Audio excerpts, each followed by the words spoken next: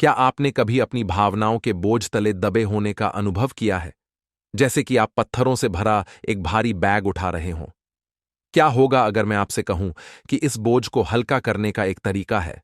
आज हम David are Hawkins की पुस्तक लेटिंग गो में गोता लगा रहे हैं।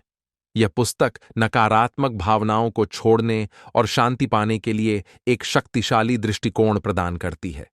यह समझना कि कैसे जाने देना है आपके जीवन को उन तरीकों से बदल सकता है जिनकी आपने कभी कल्पना भी नहीं की होगी। तो बने रहिए, क्योंकि हम इस परिवर्तनकारी पुस्तक के मुख्य विचारों का पता लगाते हैं। मुख्य सामग्री लेटिंग गो हमारी भावनाओं को समझने के बारे में है। हॉकिंस बताते हैं कि भावनाएं ऊर्जा हैं। जब हम नकारात्मक भावनाओं को पकड़कर रखते हैं तो हम अपनी खुशी को रोकते हैं। पहला कदम जागरूकता है। आपको यह पहचानने की जरूरत है कि आप क्या महसूस कर रहे हैं। क्या आप क्रोधित, दुखी या चिंतित हैं? इन भावनाओं को स्वीकार करना महत्वपूर्ण है। इसके बाद हॉकिंस समर्पण की अवधारणा का परिचय देते हैं। समर्पण का मतलब हार मान लेना नहीं है। इसका मतलब है अपनी भावनाओं के खिलाफ संघर्ष को छोड़ देना। कल्पना करें कि आप नदी में खड़े हैं और धारा के विपरीत तैरने की कोशिश कर रहे हैं। यही नकारात्मक भावनाओं को थामे रखने जैसा है।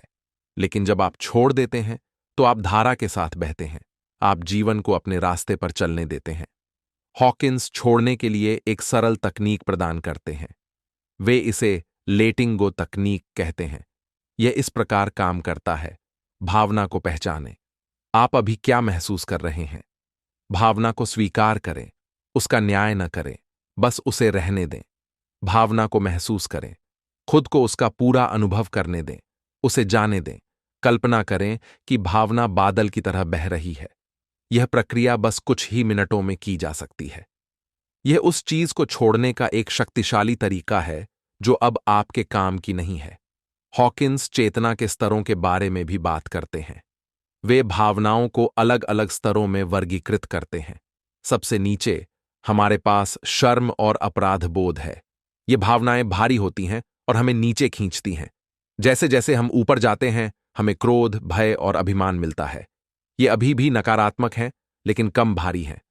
सबसे ऊपर हमें प्रेम, आनंद और शांति मिलती है। लक्ष्य पैमाने पर ऊपर जाना है।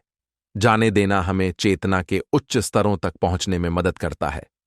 हॉकिंस ऐसे लोगों की कहानियां साझा करते हैं जिन्होंने अपने जीवन को बदल दिया। एक कहानी एक ऐसे व्यक्ति के बारे में है जो क्रोध से जूझ रहा था। उसने जाने देना सीखा और शांति पाई। रिश्ते बेहतर हुए और वह हल्का महसूस करने लगा। यह दर्शाता है कि जाने देना कितना शक्तिशाली हो सकता है। पुस्तक में एक और महत्वपूर्ण बिंदु क्षमा का महत्व है। द्वेष को पकड़े रहना हमें केवल नुकसान पहुंचाता है। जब हम क्षमा करते हैं तो हम खुद को मुक्त करते हैं।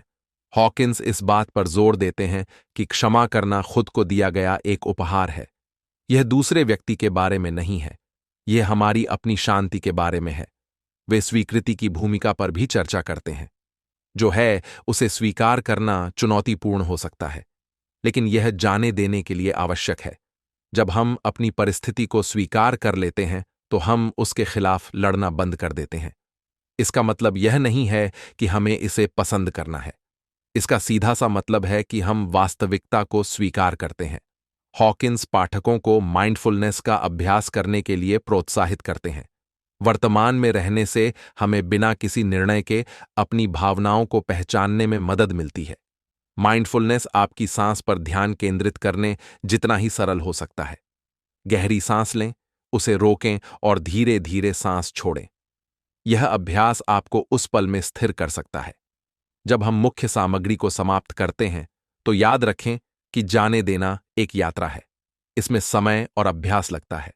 जब आप जाने देना सीखते हैं तो अपने साथ धैर्य रखें। जितना अधिक आप अभ्यास करेंगे, यह उतना ही आसान होता जाएगा। आउट्रो। यदि आपको यह सारांश उपयोगी लगा तो कृपया इसे अंगूठा दें।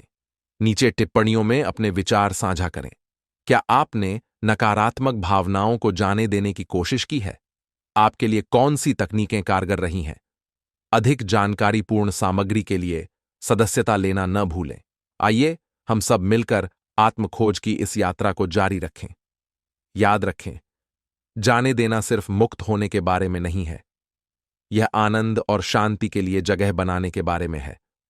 देखने के लिए धन्यवाद और अगले वीडियो में मिलते हैं।